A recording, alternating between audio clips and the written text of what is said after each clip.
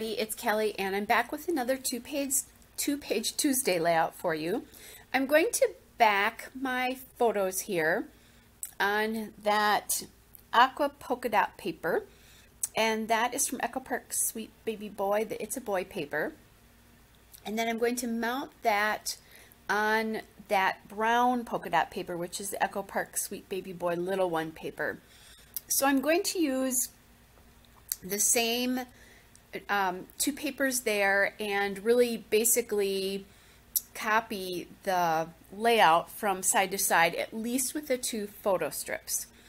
That's how this is going to start out. So sometimes when I do a two-page layout, I do this, where I actually use kind of the same papers and even the same arrangement, at least for part of the pages. And sometimes I use different background sheets. It kind of just depends. My last two-page layout last week was two different background sheets. So if you're ever curious about my two-page layouts, there is a playlist for two-page layouts in my playlists. So anyway, if you're somebody who does two-page or double-page layouts, that might be a helpful resource for you. And I don't do them all the time, but the more I've pushed myself to do them, the more I find that I actually enjoy them. So in the meantime, what I've been doing is I took that multicolored polka dot paper from the Echo Park Bundle of Joy collection, and that's the Welcome Baby Boy paper. And then I'm going to use this punch here, which is the embossed dot punch from EK Success. It's the one that Shamel uses if you're familiar with her work, which lots of us are. If you don't press down hard, you won't emboss the dots, and frankly, it doesn't matter to me if some of them get embossed. I'm not really very worried about it. If it happens, it happens. All right, so now you can see how right now they're mirroring each other, except I'm going to add that photo onto the page on the right side. And it could go on the right or left, probably either or, but I have a reason for doing that I'll talk about later. Part of it is that my niece, who's on the right of this photograph, is a little bit higher than her friend. So now I'm thinking I want some sort of separation between the big dot border there and the small aqua dot. And I like the idea of that blue, but I think it was just a little bit too thick, so it was a little distracting. So now that I kind of know the width that I'm going to use, so I'll know kind of where I want to set that border there. There we go. Then I can put the border down here. And I'm going to actually just kind of tape this one down first, and then I'll come back and use my ATG on it.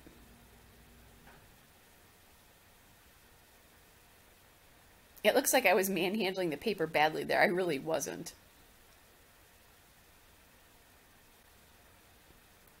And here I'm just kind of checking from side to side there.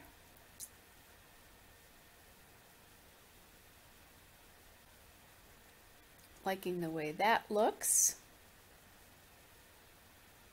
There is a little camera shake on this video, guys, and I've apologized about this for before, but I was scrapbooking in a place that is not my scrapbook desk, and I didn't realize that the camera was really shaking. It just, the table I was working on is on carpet, and it's a thicker carpet, and I think it was just moving just a little bit more, especially when I did things that were more intense, like taping down things.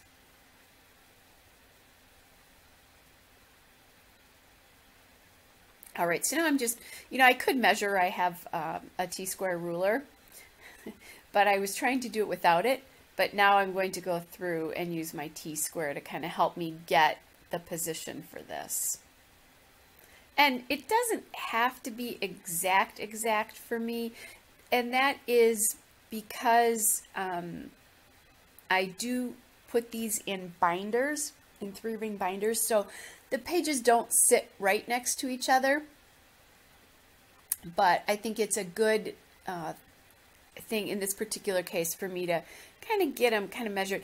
I measured them from across the gutter in the middle there, and then it was looking a little crooked to me, so that's why I brought out the T-square ruler for that other side.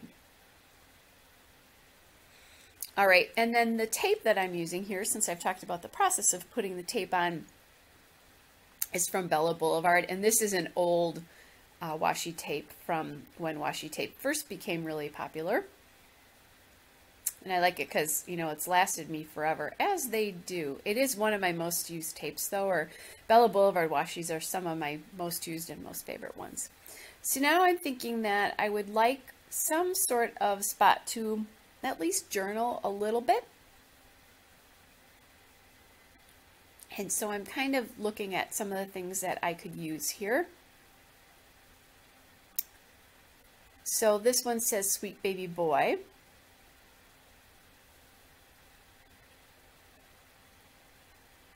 And now you see kind of why I put the photo on the right there, because I was thinking about the card maybe on the left there.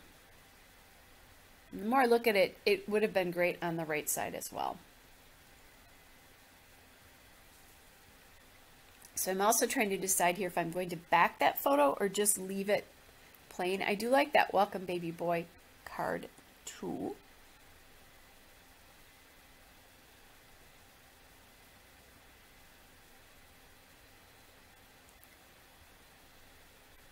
So now I'm thinking about doing like maybe a 3x4 card over there instead.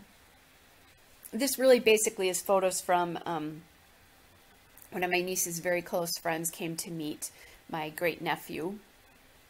And so this is just kind of the photos from that. They were on the Potomac and taking photos.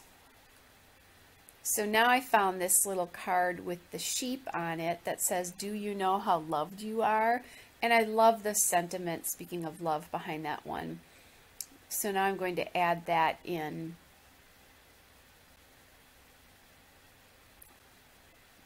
To the page there. And that aqua is not exactly the aqua. It's a little bit darker than some of the other aquas that appear there.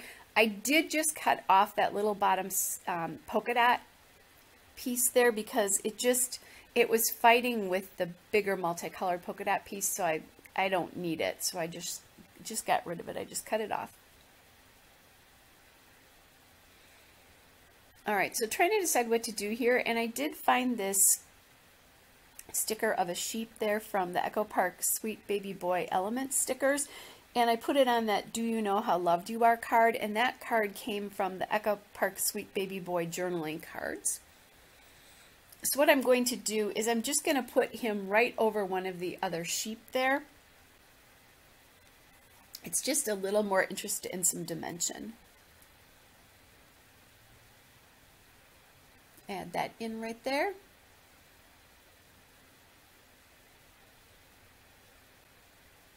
I'm just kind of making sure that, because I just glued most of these photos just a little bit in the middle, making sure that things are actually glued down here. Someday if he wants to look at this, I want him to be able to look at it and not have to worry about things falling off. All right, so now I'm going to some of the pieces from the Sweet Baby Boy pieces that I have, and I found that piece of chipboard that says Bundle of Joy, and that's from the Sweet Baby Boy chipboard phrases. There's 2 sheets of chipboard, so, and then that Cute as the Button chipboard comes from the Sweet Baby Boy chipboard accents. And right now I have the Bundle of Joy on the bottom and the Sweet Baby Boy on the top. I'm thinking I really love that turtle, but it was a little bit bright and felt a little bit large. I think if it had been only one turtle, I would have put it on there. But the height of that was just a little bit too much. I'm trying to find something to put over here right by the photo for like a third area of embellishment. And one of the things though that I'm not loving, see there I go again, I'm looking at a sticker of the turtle.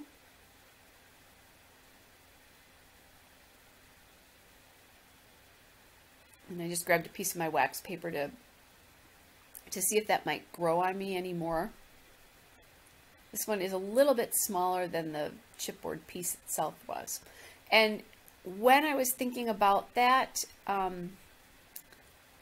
I decided that if the turtle was going to be there, that the bundle of joy needed to go up on top there, because it was too many things in very close proximity to each other, because I had that line of sheep, I had the turtle, and then the chipboard there. So anyway, guys, here is a still shot and a couple of detail shots. Hope you're all well, and I'll be back with another layout again soon. Bye!